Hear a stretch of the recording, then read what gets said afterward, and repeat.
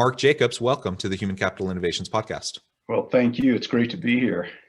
I'm super thrilled to have a chance to chat with you today about a topic that I think we're both pretty darn passionate about. We're going to be talking about leadership and unlocking companies' potential.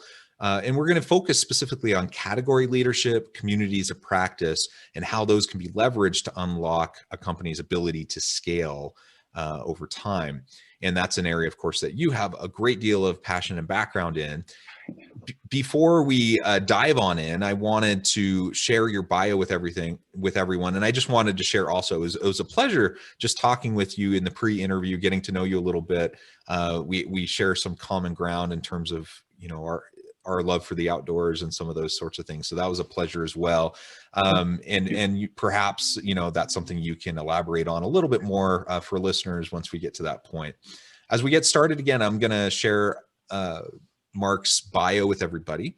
Mark B. Jacobs has spent 30 years in executive leadership, guiding major growth initiatives and turnaround efforts using lean manufacturing, Six Sigma, sales and operations planning, category development, leadership development, technology-driven processes, and smart scaling, TM, a process he refined and published in 2018. Mark has led recapitalization and startups, developing key organizational change agendas and leading their evolution to profitability and achievement of scale. His success scaling midlife companies, the real-world experience necessary to define a construct for achieving scale. Working with two other successful seasoned executives, Mark led an initiative to develop and prove out the first business accelerator for midlife companies. That business accelerator for midlife companies is the basis for ScaleWorks protocol. Mark has also overseen and contributed to major educational initiatives, including the Physicians Executive Leadership Institute at Duke University and the National Science Foundation Learning Portal. He is the author of Reality Leadership, a Forbes book in 2000, a Forbes 2000 book, and the Smart Scale Playbook. Mark is a graduate of Indiana University, where he earned an undergraduate degree in operations management with an emphasis in quantitative business process implementation, and an MBA where he concentrated his studies in accounting and finance. Mark, again, a real pleasure to have you. Thanks for joining me. Before we launch into the conversation, anything else you would like to share with listeners by way of background or personal context? Oh, thanks, John. Actually, as you were reading that, I was getting pretty bored. I thought to myself, the reality of it is that's just a bunch of whip marks, right? As we travel through life, a long career, 35 years. But oh, you're very accomplished, and joining us from beautiful Montana. I'm jealous. No, Utah's beautiful too, but as I was mentioning to you in the pre-interview, I've never been to Montana, so someday I'm going to make it up there, and you can show me around. No, I'm looking forward to that. That'll be fun. Excellent. Well, as we launch into the conversation, I thought perhaps we can start with you defining category leadership and really what is it and how is it designed? And then we can start to move into what that means for unlocking companies' potential. Great. So the first thing is, when people say, well, category leadership, isn't that just another name for niche? And what we really look at, what we spend a lot of time researching and designing is, what is it that you do differently than anybody else does, and how does that give them a better version of themselves? And that works both for companies doing, business to business transactions, as well as companies that are working in the consumer markets, and companies that are working with businesses that eventually end up selling into the consumer market. Once we define what is it that an organization does better than anybody else to give their constituency or audience a better version of themselves, then we can go and design research to validate that. And that validation is a unique type of research that's done by our research partner, the Loyalty Research Center. And the end goal is to know, what are the epics, what are the true value points that make us as an organization, as a client organization, not bigger, faster, less expensive to do business with, but truly different. And the challenge is that it causes business models to change. So once we recognize how to deliver a better version of our of value to our customer, then is the business model. We're using the right business model for delivering that. So we may move, many of our customers start out as suppliers and they end up in another quadrant as a modular producer or as an ecosystem. And we can get into greater detail around those, but educating the team, the leadership team, on what that means is the first part of our journey. And quite frankly, not everybody is capable of achieving category. Many players should just are better off to really cultivate niche. Yeah, well, thank you for that distinction, just explaining that and describing it a little bit. And I think that is an important distinction to make. Let's also talk a little bit about communities of practice. I think those can mean something different, within different contexts. What do you mean by communities of practice? How can leaders leverage them to help their business?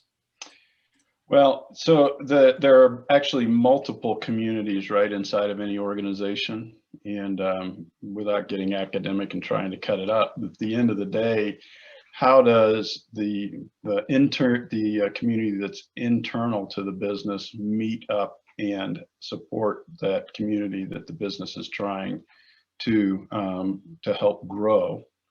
In other words, so we have an organization that has capability, and then we have this outward looking client base.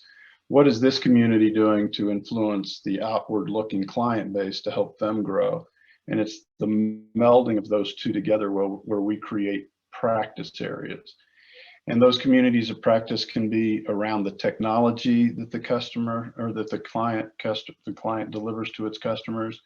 It can be around the user experience. I mean, again, it depends on what that category definition is and how we're going to lead that category as to what communities we want to build. And the center point of the community of practice reflects back on some of the educational systems we've developed.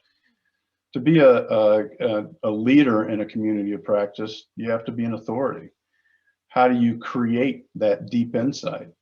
And then how do you create real leadership? Because I know I've dealt with people who are authorities in certain topics, and it makes me want to avoid the topic forever, right? So it begins, we'd have to deal with the community or the leadership development side of it, which again gets back to what you do. And I appreciated getting a chance to look at leadership alchemy and your approach.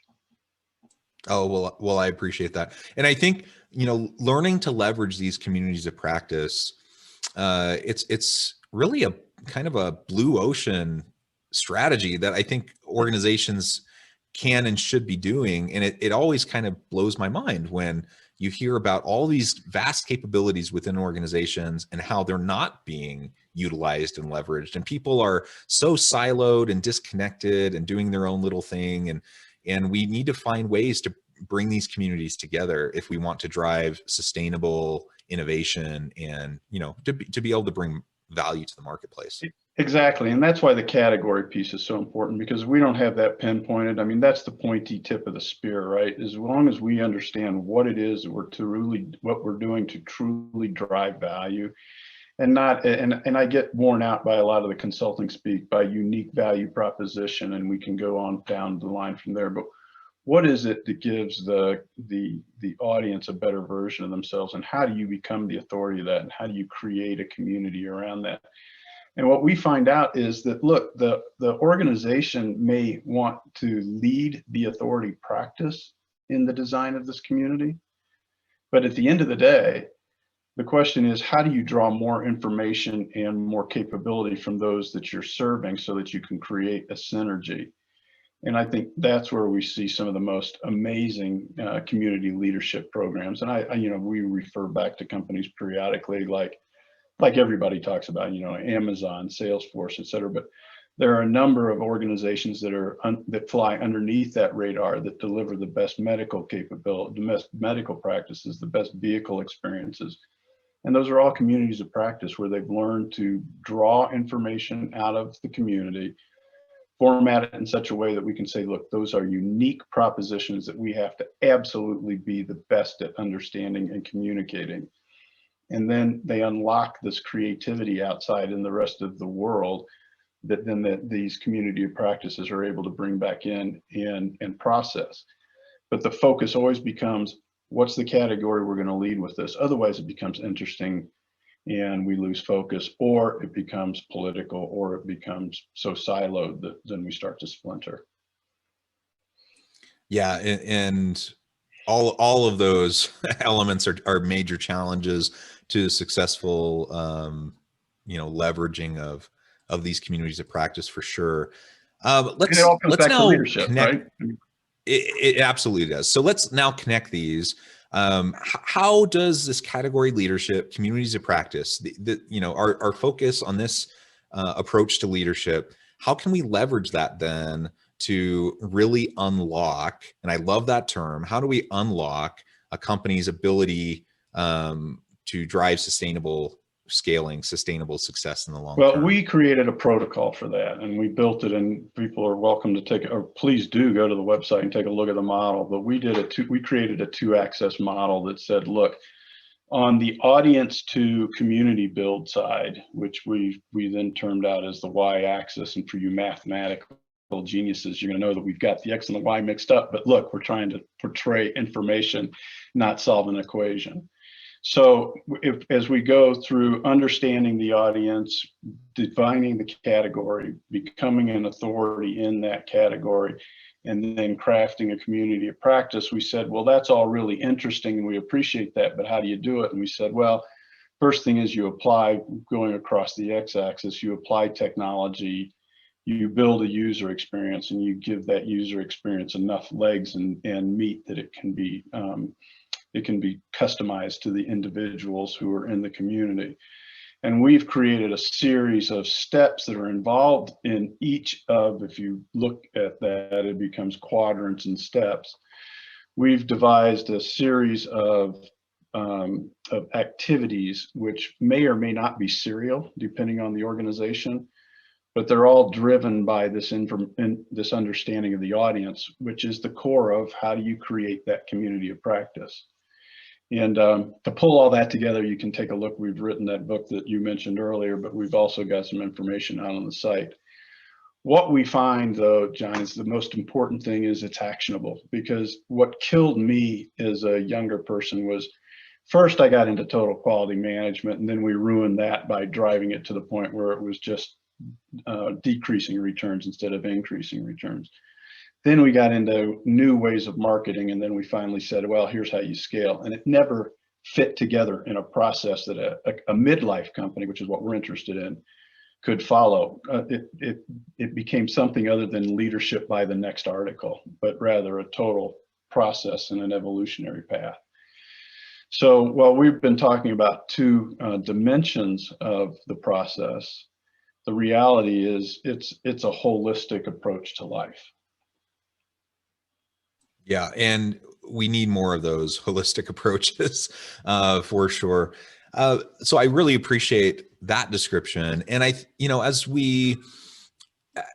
listeners are hearing this conversation, I'm sure they're wondering about, what does this mean specifically for them? And I'm sure they appreciate the actionable element that you're just describing, because on the one hand, it's nice to have nice conversations about interesting topics and explore ideas, but we do this because we want to help our organizations be successful. We want our people to be able to find fulfillment and satisfaction in their work, and to drive higher performance and success for the organization. So ultimately, everything we do needs to be actionable. If you were to tell listeners today, like the first 3 things they need to start doing if they want to be their mid-life companies wanting to scale, how can they leverage what we've been talking about to start moving in that direction? Yeah, absolutely. So the first thing is look at who your audience is and ask the question, what is it that I could be doing differently that gives those audience members, not just our customers, but those audience members, a better version of themselves? Then understand those customers in your audience that are your most valuable. And we prefer to call them loyal, the most loyal. And then, so take the first set of information, what can I do to make their life more, give them a better version of themselves? And then take those loyal customers and go ask them, is this something that's valuable to you? Don't ask them what they want, because they're just going to tell you how to be better at running your business, but ask them if these things are interesting to them. And if they are, now you've got a core from which you can say, what category would that be if I could deliver this to them? And then you can build the process out yourself. Or if it seems like you need some help, you can call us. Excellent, excellent. Well, Mark, I know you're on a hard stop at the top of the hour, so I want to be respectful of your time, and I really do appreciate the conversation. But before we close, I wanted to give you a chance to share with listeners how they can get connected with you, find out more about your organization, where they can find your book, etc. And then give us the final word on the topic for today. Great. Well, thanks, John. So first thing is, please visit our website, ScaleWorks. It's ScaleWerks.co. You'll see the publications are on there, but more importantly, there's a tool that you can, it's an assessment. Take it, and we'll give you a call. It asks for your email at the end of the assessment. We'll give you a call, and we'll show you graphically where you are in your ability to scale your midlife company. And that'll give you some actionable things that you can do, and that'd be our gift to you for joining us and listening to the podcast. So, but thank you very much, John, for having us on today. Excellent. I encourage listeners to reach out, get connected, check out the website. Do this free instrument, figure out, where you can go to get started. And Mark, any final word on the topic for today? Just be happy, enjoy, take a look at your business. It's not as hard as it's not as hard to grow it as everybody's telling you it is. Yeah. And, I appreciate that, because I find myself, repeating myself often. And one of the things I repeat over and over and over again is it's really not rocket science.